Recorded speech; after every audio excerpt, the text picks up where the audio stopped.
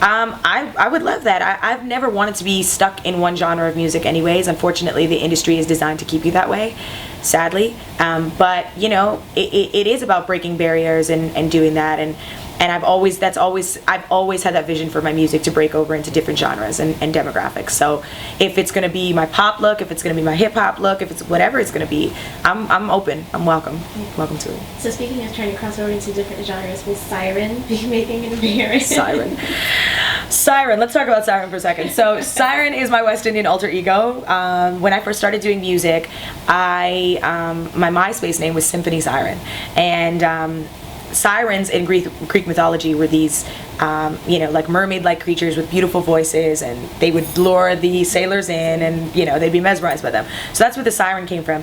When I started doing music that was to reflect kind of who I am, it was definitely that reggae, R&B inspired type thing. Mm-hmm. And so the DJs started calling me Siren, and it fit the music and it fit the time, and Somebody Come Get Me became a good smash hit on Reggae Gold for me. Mm-hmm.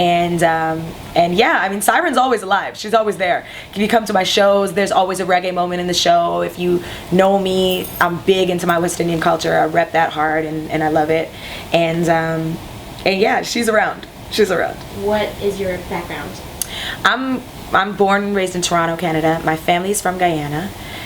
So I'm West Indian, and Toronto is a huge multicultural city, and it's got a lot of West Indian population. So I was allowed to grow up with my culture. It was alive and well. The food, the music, everybody. I meet girls and other people down there that I'm like, oh yeah, I'm Guyanese. Oh, so what kind of Guyanese are you? And then I mix. So I'm Black, Indian, and Portuguese.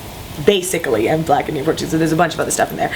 But when I say that in Toronto, people get that, and I have friends that are like Chinese, Indian, and Portuguese. It's very common. So my mixed culture and my West Indian culture come together, and I think that that's had a real influence on why I make the music that I make and why I view music the way that I do. Just because I'm not one thing, so I don't think my music should be for one thing or one person either. I would love to collaborate with some more reggae artists in the reggae world, and I would actually like to do a reggae album one year, like a really easy lovers rock kind of album over reggae beats, and just my songs over reggae beats. I think that would be really cool and kind of classic too. I mean, it worked for UB40, that was their whole thing. Mm-hmm. And it's really my culture, and I would love to showcase that.